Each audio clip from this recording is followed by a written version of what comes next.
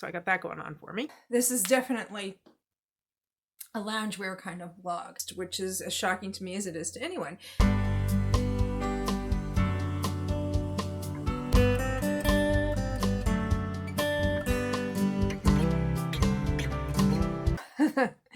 Hi, I'm Bargain Counter Argument, also known as Sock Marionette, and I'm a middle-aged lady in a tiara talking about books. I'm starting a vlog, and this is for the Retro Romance Readathon that's being conducted, or hosted, I should say, by Storm Reads and Sarah the Bookish Knitter. I will link their videos about it in the description. And the idea is to, during the month of February, and yes, I'm getting a late start, is to read a retro romance, at least one, maybe more. And their definition of a retro romance is something that was published more than 20 years ago, so prior to 2005. There are prompts, but it's pretty loose because, as far as they're concerned, if you read one retro romance during February, you've participated. So it's very easygoing that way. Well, just in general, it's easygoing. The 3 prompts are a category romance. It's, say, you know, one of those Harlequin Presents, Harlequin Romance, Harlequin Historical, Harlequin... I don't know if Harlequin Historicals are considered category or not, but Harlequin Regency definitely is. If you're going really old school, you can dip into like Silhouette or Candlelight Ecstasy, or I guess Love Swept too, which doesn't get mentioned a whole lot these days. But anyway, so those are some category type publishers that would fulfill the prompt for sure, because a lot of them are not in operation anymore. Of course, Harlequin is. And if you live in the UK, or I'm not sure how they handled it in Australia and New Zealand, but that would be Mills and Boon. So yeah, so that's category romance. And the second one was that the cover might have spring or summer vibes to it because it's winter in the Northern Hemisphere. Like right now, it's snowing where I live in Connecticut. And so people are kind of like, you know, let's be nostalgic or anticipatory for spring and summer. So that's the second prompt. And then the third prompt is to try to incorporate some of your favorite tropes. So I managed to, because I have a lot of category romances and I haven't read very many of them yet. I just got them as lots on eBay. So I think they all amounted to like a nickel a book once you add all up all the, you know, the cost, the tax, and the shipping. So I picked 3 books that fulfill all 3 prompts. So this is what I picked. And I'm not sure in what order I'm going to read them. I think this is... probably, they were all published around the same time, so I will probably read them in my order of interest from least interesting to most interesting, although of course I'm interested in all 3 of them. If I weren't, I wouldn't read them. And I am also a person who is not afraid to DNF, so you know, that is a possibility that might happen. I am also a person who has been known to gently toss books to the other side of the room when they truly displease me. I only do that with books I own. I don't do that with library books or loaners from people. So I am going to describe the books now. Okay, so first off, we have A Candlelight Ecstasy Romance. This was a line that was started by Dell and is now defunct. I think it's been defunct for a while. This is number 48, and it was published in 1982. It doesn't tell me what month it was released, but that's 1982. Yeah. And it is by Alice Morgan. And as you can see, we have a couple embracing a swimming pool. I believe this is in Palm Springs, but I will read the back. Oh, and by the way, this one is 217 pages, which is fairly long for a Candlelight Ecstasy. Masquerade of Love by Alice Morgan. She had no choice. In desperation, she had bought the blonde wig, flown to Las Vegas, and singled out Brad Lucas for a night of unforgettable passion. Unforgivable? Maybe. Unforgettable? For sure. then fled, not even waiting for the dawn. Oh, okay. Usually it's the dude who is stereotypically depicted as sneaking out the window in the middle of the night. How could she know that the memory of his touch would haunt her, that he would search for her and find her? And now, in the luxurious suite of Brad's Palm Springs Resort Hotel, she was all but his prisoner. For he glimpsed what lay behind her daring charade, or charade.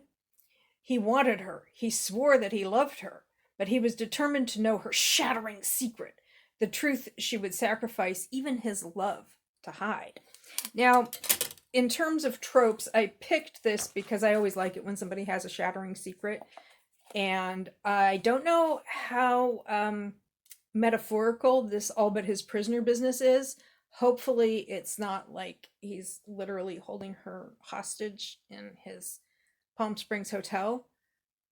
We shall see. I was saying to a friend the other day that a lot of these books, I think, were dark romance without realizing it. So I'll share my thoughts as I read it.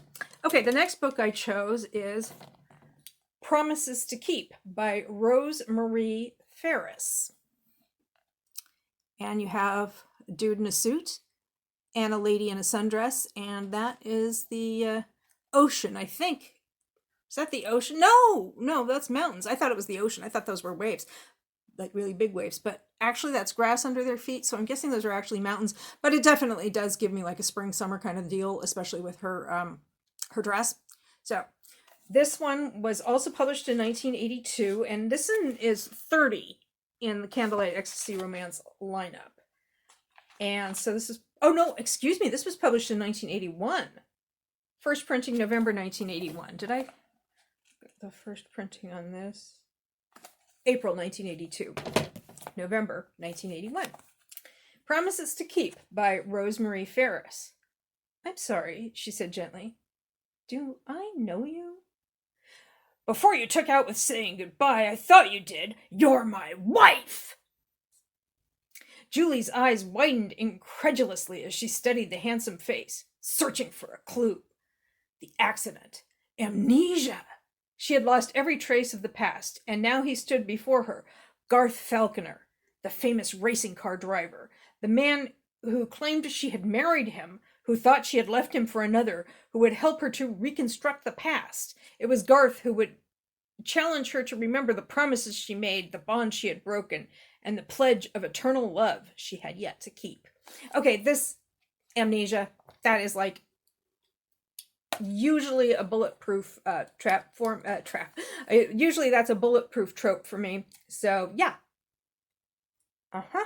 So and I like that he's like, you left me and I'm mad, but he would help her to reconstruct the past. So it sounds like maybe he's mad, but then when he realizes she has no idea what happened, he's actually going to be collaborative and helpful rather than locking her in his suite at Palm Springs Hotel. We shall see. And then finally, the third one is Escape from Desire by Penny Jordan. Look at that cover. Isn't that amazing? These are all amazing. This is tropical or subtropical and no, tropical. And that's like summer all the time. So I'm going with that. So this was the copyright date on this is 1982, which is when it was published by Mills and Boon in the UK. This edition, the Harlequin Presents, is February 1983, and it's 569. And so, yeah.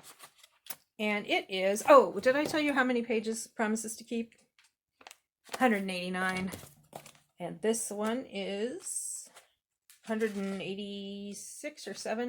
186. Oh, and it has a Harlequin Plus in the back.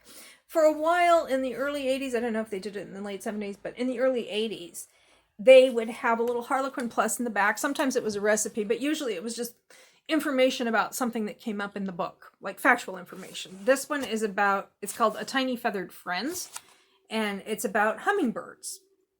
Because I guess there are hummingbirds in the book. I don't know, but it's kind of a fun little bonus they would give you sometimes. Okay, now here is the summary. We have to escape or die, Zach told her.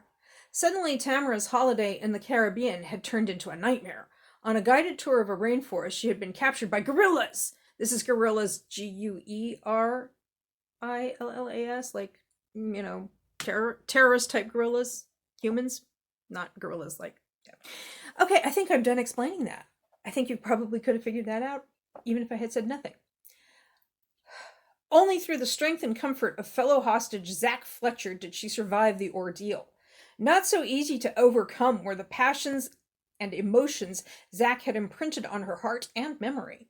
Then Zach disappeared from her life, a ruthless departure that left Tamara despondent, wondering if she could survive alone. Okay, I don't know if it's Tamara or Tamara, Tamara. I don't know, so probably my pronunciation will just slide all over the place without my even realizing it. Just a heads up there. Yeah, so this one, the trope that I was interested in is trauma bonding. Now, trauma bonding is not a trope I realized I was into until I read Still Beating by Jennifer Hartman fairly recently. And I was like, oh yeah, I don't think this is going to be like that, but there's going to be trauma bonding, I guess. So I'm interested to see what happens there. So those are the books I have picked. And now one last little bit of a choice that I have already made. I am also on Instagram as Bargain Counter Argument, and there I pair the books I read with one of my many, many scented candles. And so take a picture and post it there. So the candle I chose for this reading vlog for these books is Romance by Makers of Wax Goods. That's what MO of WG stands for. And let's see if I can get this nice and tight. As you can see, it's kind of made to look like a library info card. And so, and I also have horror, adventure, and mystery. I never was able to find the one for poetry, which is too bad because it sounded really awesome. This is a very nice candle. It is a woodwick candle. Let's see how I do with that. Sometimes I get alarmed by the sounds they make. I think something's actually on fire, and then I have to remind myself that it's not. Now, it tells you what the notes on this are, which are honeyed musk, amber, and sweet vanilla. It has a very woodsy scent to it. So that's what I will be burning during the vlog. That was a lengthy process that will be edited out. So now it's lit, and I'm not, because it's only 11:15 on a Thursday morning, which is Thursday, February, what is today? The 6th. I'm hoping to, I don't think it's going to take me too long to read these books. They seem pretty engaging, and they're always fast-paced because they're so short. And I'm hoping to post this on February 13th, Valentine's Eve, because I post on Sundays and Thursdays. Yeah, whatever, man. Okay. So that is my introductory clip for this reading vlog. And now that I have my books and my candle, I am going to take a picture for Instagram and start reading.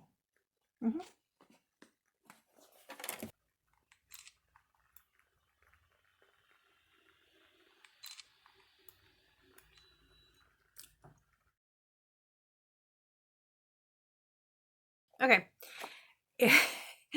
It's about 7 hours later. No, 8 hours later. I think I checked in. It was shortly after 11 o'clock in the morning. And now it is 7:15 in the evening. Still Thursday. So I got that going on for me. And I had to do a bunch of other stuff that wasn't reading these books. But now I am at it, and I'm about halfway through the first one, Masquerade of Love by Alice Morgan. This is the one about the couple that has the one night stand in Las Vegas, and then she pulls a runner, and he tracks her down and gets her to his resort in Palm Beach. No, not Palm Beach. Excuse me, Palm Springs. Palm Beach is in Florida. Palm Springs is in, California. Just very nicely described in this book. However, this is really bringing the kind of just like unhinged melodrama that I look for in these books. And I'm loving it.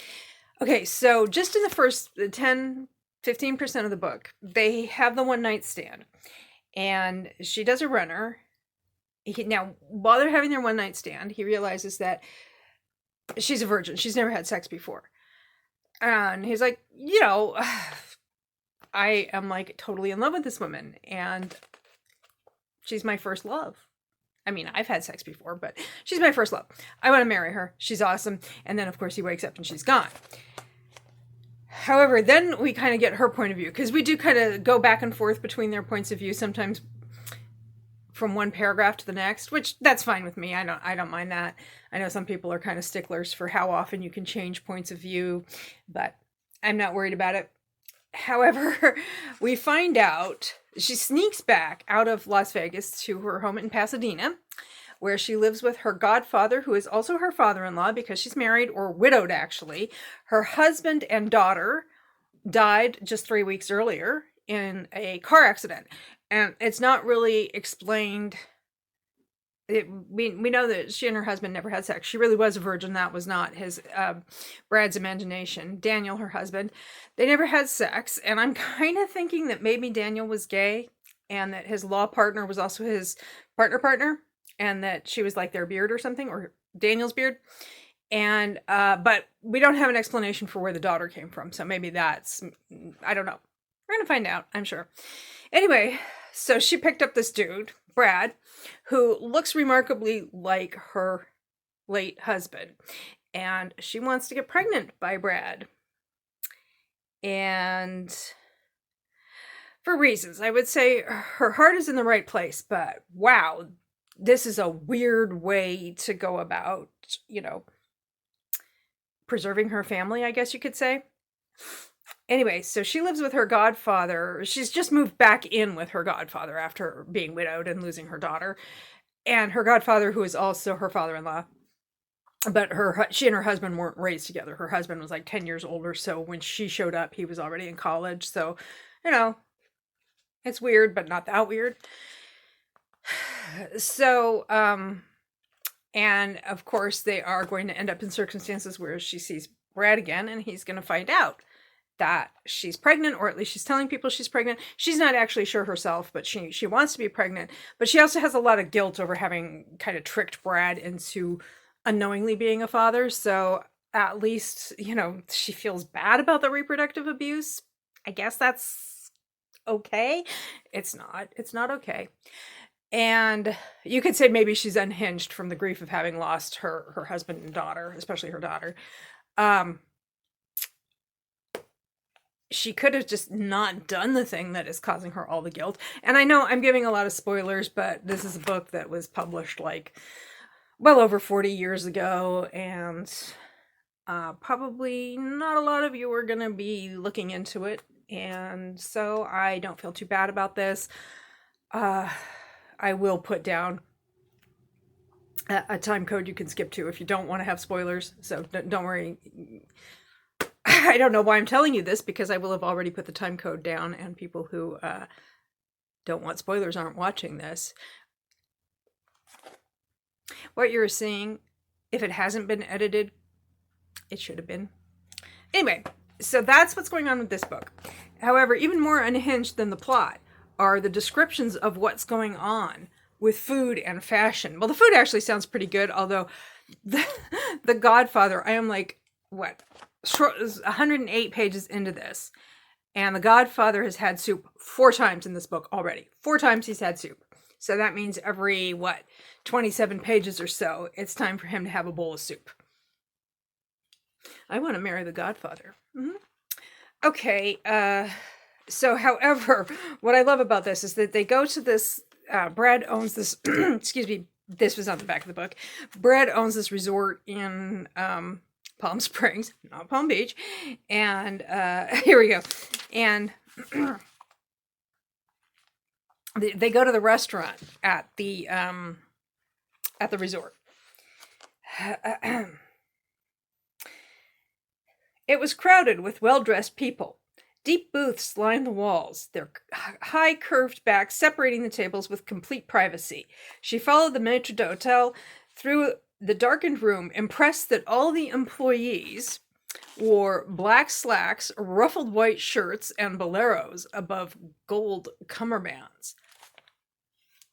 Very chic. Okay, so they're wearing ruffled shirts, boleros, gold cummerbunds, and I thought there was somewhere where they said that everybody was wearing sandals, but no.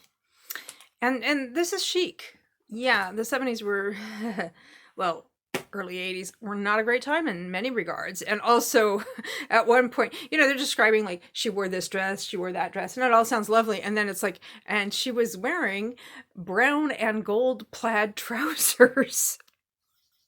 So anyway, that's where I am in this book. So, oh, and also, it's 1981, and she's under the impression that she's pregnant. She at least desperately hopes that she is.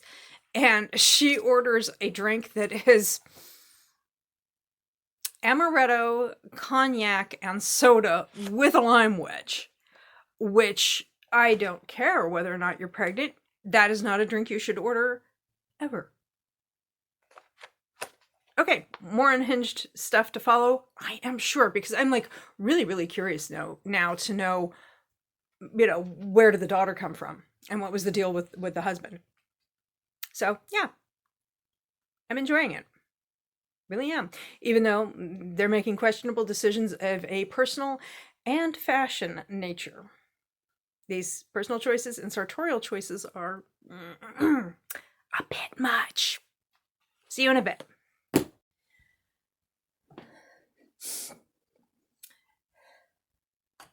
Good morning. It is Friday, February 7th. And this is day 2 of my Retro Romance Readathon vlog. And I didn't mention this yesterday because I was hoping it wouldn't amount to much, but I've been having some kind of cold symptoms for a while now, several days, and I don't know if I'm in a constant state of fighting off a cold or if it's just, I don't know, stress. I'm not sure. But this is definitely a loungewear kind of vlog. But it's shortly after 9 o'clock, and at 9:30, B, Mama Needs to Read Romance, is going to have her morning show, Wake Up to Romance, which she has, generally speaking, on Tuesdays and Fridays starting at 9:30. There are sometimes schedule adjustments, but today her guest, hopefully, because she's been feeling under the weather, is Sarah the Bookish Knitter, who is one of the co-hosts of this very readathon. So I'm definitely making sure I'm going to catch that. So every time you see an abrupt edit, it's because I was cutting out some coughing. It's definitely not because I had to get up and look for my reading glasses or because I grabbed the wrong book to hold up and talk about for now. It's not those things. It's just the cough. I mean, that really was. Okay, so this was the first book, Masquerade of Love. I talked about it in the last clip. I was about halfway through. I finished it last night, and I just was already tucked up in bed, and I really didn't feel like filming a clip under those circumstances. So I finished it. Now, I don't know how much I have to remind you, because as far as you're concerned, it has not been like 12 or more hours. This is the one where they are... she goes to Las Vegas wearing a wig and seduces this guy. And he is surprised to find out she's a virgin. And then we as the readers are surprised to find out that she is a widow. She was married for 5 years and she's a widow who just 3 weeks before the book starts, her husband and daughter were in a car accident and died. And so she's a widow who's grieving the death of her husband and her daughter. But how could she have a husband and a daughter if she was still a virgin? Why was she still a virgin? Where did the kid come from? What did she and her husband do for 5 years? And I have to say, I kind of guessed what was going on, and I'm going to go ahead and talk about it. I don't know that anybody's actually going to be seeking out this book and would mind the spoilers, but just in case, future me will put time codes so you can skip to the non-spoilery part of the vlog. Her husband was gay, and so they had a platonic relationship, and that's why she was still a virgin after 5 years of marriage. The daughter was adopted, but they didn't tell anybody the daughter was adopted. So she is grieving her daughter and the loss of her husband. Although they were not romantically in love, it was a platonic relationship, and she thought he was a great dad, and they enjoyed co-parenting, and he actually had a long-term partner on the side. He was just like afraid to tell his dad that he was gay, and would go to extraordinary lengths about that, because his dad is 82 in this book, which means he was born in 1900. So yeah. Anyway, so I actually kind of guessed it, and the reason I was hesitant to guess that it was that her husband was gay is that I don't think this book was published in 1982. It's a category romance. Now, Candlelight Ecstasy, the point of Candlelight Ecstasy romances were to be more adult and to deal not just like more sex, although there's a fair amount of that. It was also to like deal with adult topics and sometimes difficult topics. However, I read a lot of these in high school, a lot of Harlequin Presents and other category romances, and I think this is the only one with an explicitly gay character. There are characters who are like confirmed bachelors, or he's not going to hit on you because, well, he's just not. And it's understood that they're coded as gay, but just coming out and saying, yeah, this guy was gay and he was a great guy, that's kind of, that was unusual. So that was why I was not entirely sure that that was the direction this was going.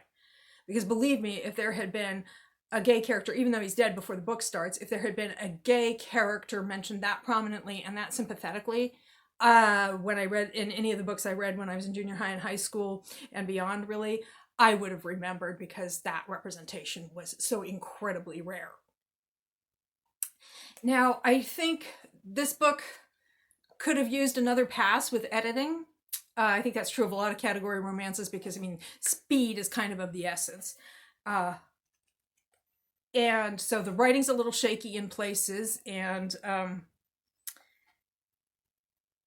there are just like prime descriptions of fashion and interior decor. I believe I mentioned before about the waiters with their gold cummerbunds and their boleros and everything, and essentially they were just, all they needed was some more embroidery and a sombrero, and they could have also doubled as a mariachi band. And so yeah, so, but it was interesting. I was not sorry I read it. And I think another thing is that these decisions she's making, like when she goes to Vegas to like basically try to get pregnant by somebody who looks like her dead husband, because she wants to have, she doesn't want to get married again, she thinks, and she wants her child to be legitimate, so she wants to have a child she can pass off as her dead husband's, and she's also trying to make her father-in-law feel good about life. There's not enough attention, I think, paid to the just profound grief she must be experiencing. I think she's just like unhinged from grief. And every once in a while they'll be like, oh yes, and I'm sad because my daughter died.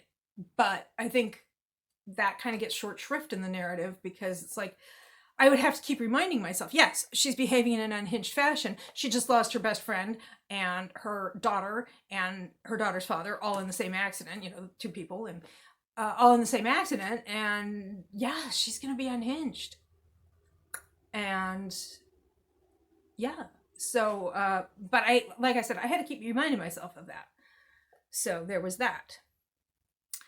Okay, so basically, I'm not sorry I read it, and it had all of the unhinged family drama.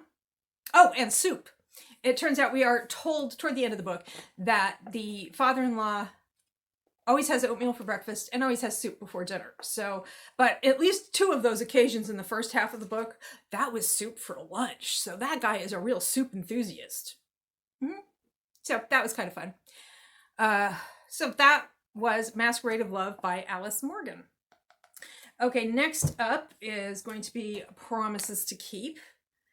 And even though these read pretty fast, I'm trying to hold them to one a day. So I'll probably end up reading something else today, and I don't know if that's going to be a contemporary romance or just something that's not a romance at all. I don't know if I want to read something different or if I want to maybe read a contemporary romance and sort of compare it to these. Probably not. I have a Frida McFadden book I haven't read yet, and I'd like to read that. Okay. Anyway, so that's the story, and now I'm going to enjoy my delightful mid-morning snack of coffee and kitchen sink cookies. These are from Aldi. First time I had kitchen sink cookies, they were from Crumble, and they were good. The ones from Aldi are better. They come in smaller sizes, and they're more cost effective. I tried making my own, and I wasn't super happy with how they turned out. They weren't bad, they were fine. They were just not as good as these that I got from Aldi. Yeah, so that's where we stand. That is the state of the state, and I will see you later on today. Hello, Abby Jean. I love it so much. Oh, Shannon, good morning, lovely lady. Hello, Christina. I could never be on the morning show. Oh, sure, we can work something out. Absolutely. Hey, good morning, Sock. She's in the middle of her Retro Romance Readathon blog. Yay. The TV right now. Wonderful. Oh, we're being filmed, Sarah. Being filmed. Oh yeah, no, I've been sick for like a week. This is not my best. Oh, and I saw that too. How are you feeling? I feel fine. Okay. Okay, so Sarah and B just talked for a long time. A long time. It didn't seem like a long time because they were being very interesting, and then it was like, wait a minute, it's like 10:30 or something. Anyway, so we're doing a sprint, and yeah, so I haven't actually started Promises to Keep yet, but now I'm going to do that, and yeah, it'll be awesome. And actually, I will say I started Promises to Keep, which I think of all of the books I'm reading for this vlog, well, all 3 books I'm reading, this is the one that has the lowest rating on Goodreads. It's like 2 point something, with like, I think 6 people rated it. However, I think this first sentence really kind of gripped me. Now, this is the one about the woman who has amnesia. I like saying amnesia. It sounds like a name. I'm Queen Amnesia. Sometimes it seems as if the mist that clouded her memory was about to lift. Any number of things might trigger this suspenseful feeling. A certain slant of light, snatches of music overheard on another patient's radio, the sound of laughter, even the smell of newsprint, or of rain-dampened wool, or the scent of roses had caused it. It lasted for only a matter of seconds before, as quickly as it had begun, it was gone. Then the mist descended again, as impenetrable as ever. So that's the first paragraph, and I'm into it. Not gonna lie about that. Yeah. So here we go.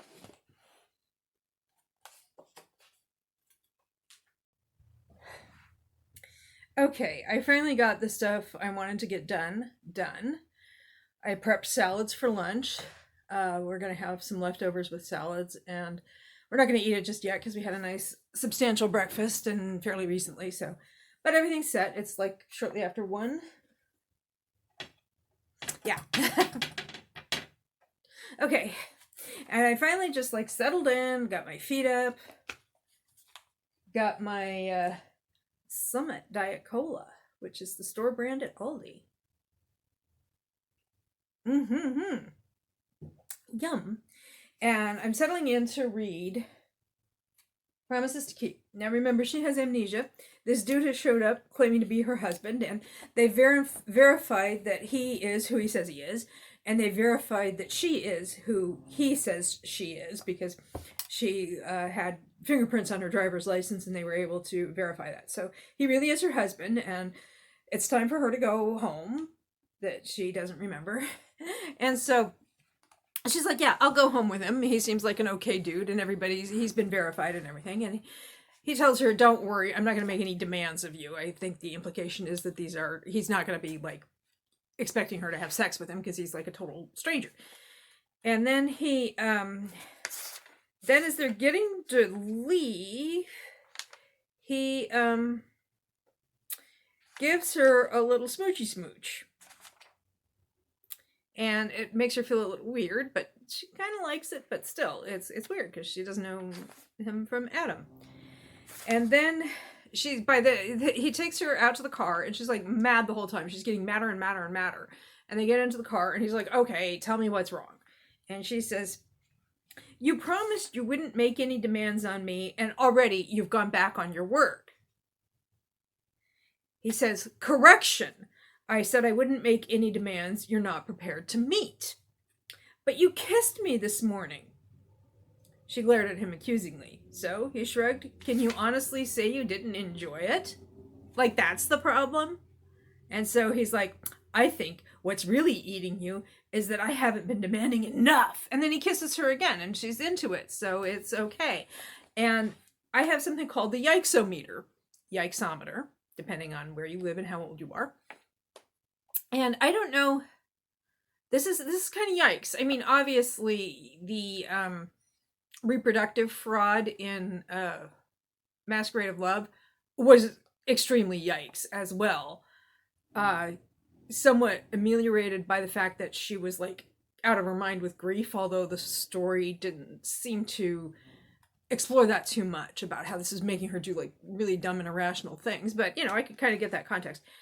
I don't know what his deal is, but this is kind of on the yikesometer. So I just wanted to hop on and do this very quick update. It's not that quick, but do an update because if I end up having to DNF it because his like, it's not assault if you liked it, is a particular huge problem for me.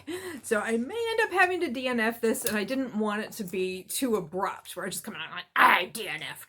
For now, he's skating on thin ice, but he's still in motion and he's still got some ice. I lost that metaphor. I really lost that metaphor, which happens to me an embarrassing amount of time. He's very close to the line. He hasn't quite crossed over it yet, but he, yeah. Okay, so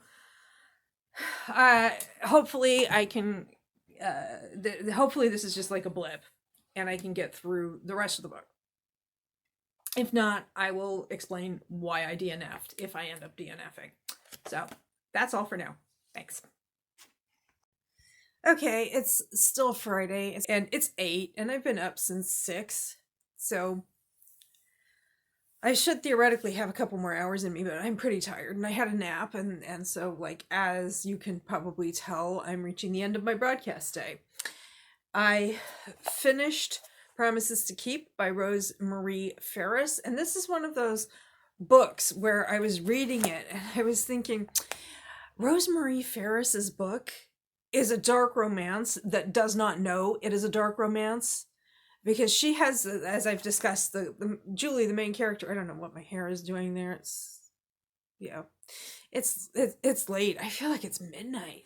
Anyway, so Julie has amnesia. Garth is her husband, and he shows up, and they leave the hospital where she's been, and they're going to visit some friends of hers, and he thinks she's like in love with the guy that they're going to see, and then when they get there, this guy's like devoted to his wife and he's in his 60s. But when he talked to Mr. Mann on the phone, he kind of thought it was funny that Garth was assuming that he was that Julie was in love with him, the other guy. And so he just kind of like acted like this was possibly true instead of telling him the truth. And then Garth gets really, really starchy with Julie, and I honestly kind of was afraid for her a couple of times. So I think that the older guy, who was supposedly like a great friend of the family and everything, was kind of it was very strange the way he was behaving, and it's very strange the way Garth is behaving. He blows hot and cold, and there's a lot of like borderline gaslighting going on, and I'm just like, if Rena Kent had written this, or Sophie Lark, or maybe even Sierra Simone, that would be awesome. As it is, No, I actually preferred unhinged grieving leads to potential reproductive fraud in this book, and gaslighting and an amnesiac in this book was just like not where my head was at. I should probably like film these with the so I can't see myself on the monitor because I'm just like everything's wrong. Well, I wanted to get this out there, get these. So I've read these 2 books. So I'm going to start Penny Jordan, Escape from Desire. Once again, this is one that is available on I am so tired right now. It's available on Kindle, at least US, although if you're outside the US, you can probably use a VPN to get around those kinds of content restrictions and pay $3.99 American for it, if you think it's worth it after I describe it. Oh, and I should probably give a non-spoilery reaction to this so that people who are skipping over the spoilers can see that in the end, I did not like this book. It was, like I said, it was a dark romance. It didn't know it was a dark romance, and it would have been better off. I don't know. It would have been better off being written like today with this plot, only the tropes that we associate with intentional dark romance, unintentional dark romance. I am really struggling to express myself right now. I wanted to get this clip done when my reaction to the book was still fresh, but man, the reaction may be fresh, but I'm feeling pretty stale. Okay, so this is the last clip for tonight. This vlog is really getting out of hand. So yeah. I will see you in the morning, and by then I may actually be done with Escape from Desire or not. I'm not going to stress myself about getting it read tonight because there's no rush. And I have a field trip planned for tomorrow, but it won't take too long, I don't think. So we shall see. Good night.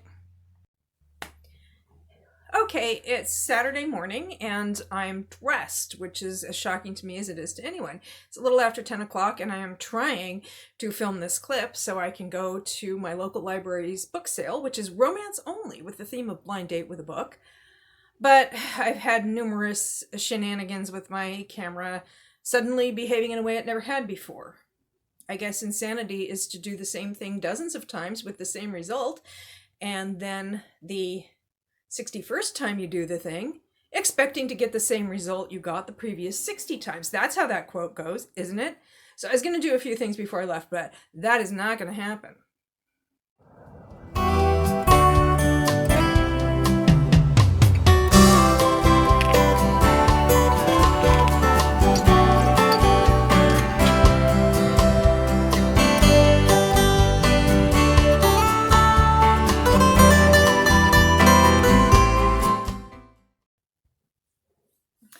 Okay, I'm back from the library sale, and it was really nice. They didn't have a whole lot of books, but they had some good books.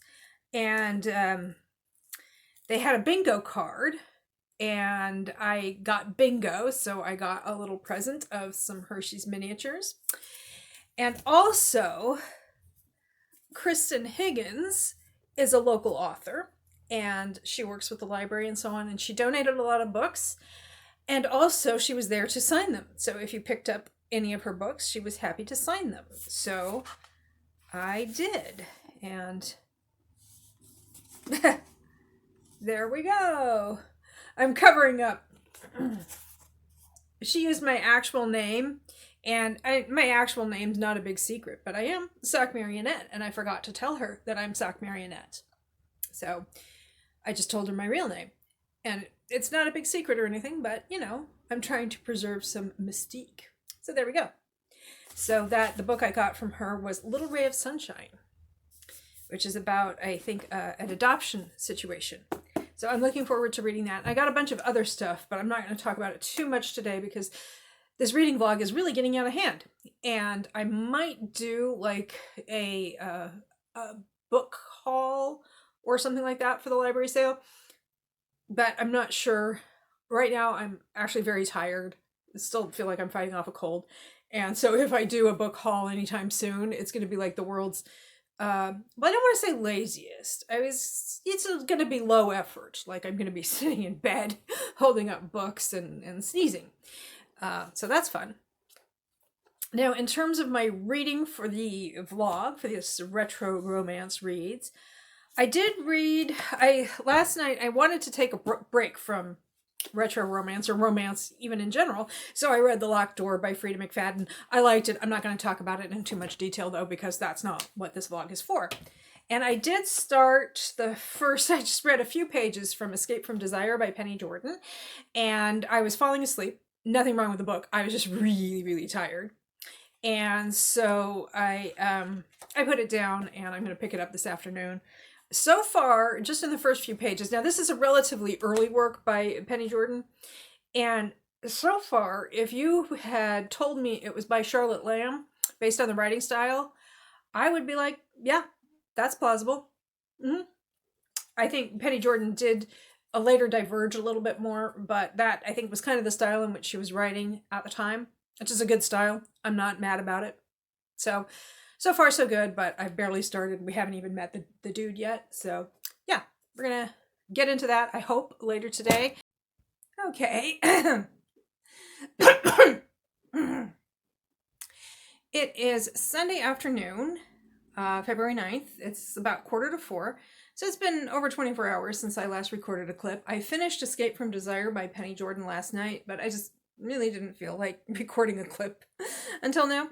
And I would say of the three that I read for this vlog, which I don't know why, I'm reminding myself, not so, because that was Masquerade of Love by Alice Morgan, Promises to Keep by Rosemary Ferris, and then this one. This one was the best written of the three. This one, I liked the plot. They're in an island nation in the Caribbean called St. Stephen's, which is not a real place. And they get taken hostage by terrorists. And, things happen. Now, I don't want to get too spoilery on this one, because this is available on Kindle for $3.99 US. So of the three of these, this is the most accessible, and I don't know if people would want to read it. It's an interesting read. I don't know that I would necessarily feel good about telling people that they should spend $4 to read it. Yeah, don't spend $4 to read this unless you're really, really highly motivated. Yeah, but I like the plot, I like the writing style, and I like the female character. The dude, though, oh boy, the dude, Zach. He is a real piece of work. And I think what I'll do is I'll do a conclusion right now, so that if you actually do want to read this book, you can just watch the next couple of minutes of video and then turn it off, and I'll do the spoilers at the end. So what I will say is this was a really interesting, the Retro Romance Readathon. I really enjoyed doing this. And I think I might, even though this is like, Storm Reads and Sarah the Bookish Knitter only do this in the month of February. They do this once a year in the month of February. And I think I might do it for myself more often than that. Just do more reading vlogs where I sit down and I read 2 or 3 retro romances, and I'll pick some prompts, something like that, and do more of these, because I did have a good time with it. So, yeah. So this one overall, I would say this is pretty strong on the yikesometer. TM patent pending. So yeah, I overall enjoyed the experience of reading these 3 books quite a lot, and it was a good time. And I hope you enjoyed watching this vlog. If you did, you can comment, like, share, subscribe, do all of that or none of that. I'm not the boss of you. Have a great day or night. Okay, now it's time for spoilers. The main conflict in this book is somewhat PTSD. He already has PTSD when the book starts. They don't describe it that way, but that's basically his deal. So some of what he does makes a little bit of sense, but one of the things, the conflict that drives them as a couple, even after they've been through this traumatic experience together, is she's really pretty And there's this one time he sees her in a skimpy bikini, which she doesn't normally wear skimpy bikinis, and she thinks she's going to be like in a kind of isolated part of the resort. And he stumbles upon her and yells at her and berates her. And she tells him that she's engaged, and he starts making all kinds of assumptions about that he thinks she's a gold digger and she's promiscuous and all of this other stuff. And she doesn't tell him about her relationship with her fiance, or whether or not she's a gold digger, or whether or not she's promiscuous, because she quite rightly thinks none of this is any of his business. She is not wrong. Now, of course, she sort of starts to fall for him, so she doesn't like the way he's treating her. But she still doesn't feel like she needs to explain herself to him. Again, she is not wrong. And he's kind of blowing hot and cold, mostly cold. And he, after they get away from the island and they're back in the UK, a different island in England, they keep running into each other, and he does these things that are really, really shady in order to spend more time around her. But then when he does spend more time around her, he's just constantly like insulting her.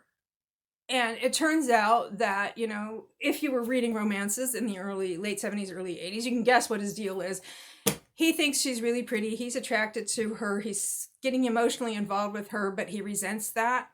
And so he's acting really horribly toward her, and he does apologize for that. However, this might be the assumption that I'm importing to this text, but it seems like when he apologizes for like the way he's behaved toward her, an awful lot of his apology has to do with, well, I made these assumptions about you that turned out not to be true. I assumed you were promiscuous, and it turns out you're not. And again, this isn't explicitly stated. This is just maybe, and again, maybe I'm being harsh, but it seems like the problem isn't that he was condemning her because he thought she was promiscuous. The problem is that he was wrong to think she was promiscuous. So it's almost like there's an implication that it would have been okay for him to say the things that he said to her and act the way he does toward her if he had been right. And I don't necessarily like that. So anyway, that's how I felt about that book. And yeah, and the rest of it I said in the rest of the vlog. So again, if you stuck around, you get a second thank you for your attention, and a second have a good day or night.